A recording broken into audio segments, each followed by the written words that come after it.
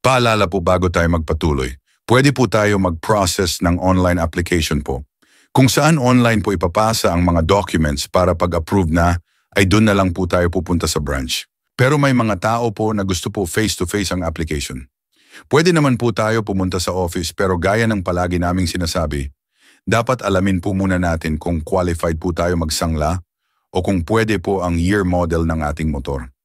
Sa ganito, maiiwasan po natin masayang ang oras natin kung pupunta po tayo sa office pero hindi naman po pala tayo qualified or kulang ang mga dokumento nating dala.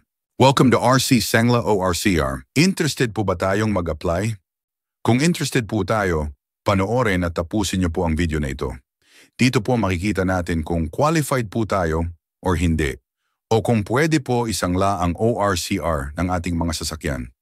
Unang-una po nating dapat tandaan, nationwide po ang ating mga branches, pero para maiwasan po nating masayang po ang ating oras sa pagpunta, kailangan po malaman po muna kung ano po ang ating dapat dalhin or kung anong year model po ang pwedeng isangla.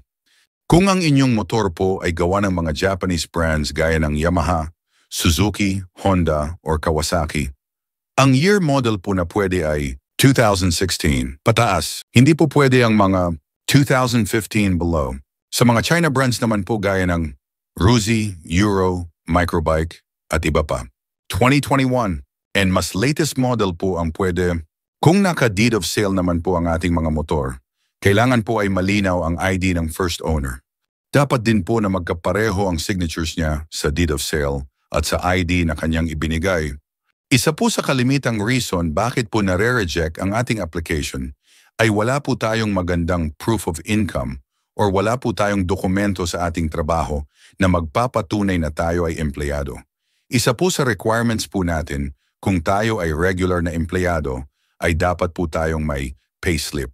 Malaking bagay po ang proof of income sa ating application sapagkat pwede tumaas ang offer sa inyong motor at pwede ding bumaba depende po kung mataas o mababa ang ating sahod.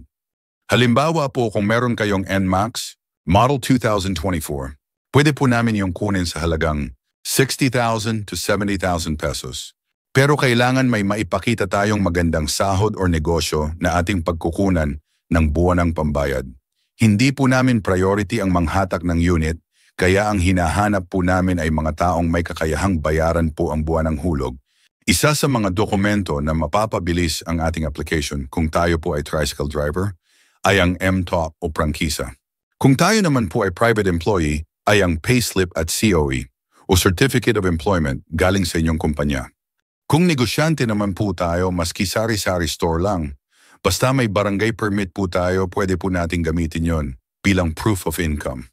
Kung rider po tayo ng Grab, Foodpanda at iba pa, screenshot po ng inyong profile at kita sa inyong mobile app ay pwede nang gamitin as proof of income. At para mas mapadali po ang ating proseso, pakisagot po ang mga sumusunod na tanong. Mas matutulungan po namin kayo kung makapagbibigay po kayo ng tamang detalye sa amin. Kailangan po namin ang mga detalyeng ito para mas matulungan po namin kayong makapag-loan. Tandaan po natin na hindi po kami kikita kung hindi ma-approved ang inyong loan. Kaya willing po kaming tulungan kayo makapag-apply.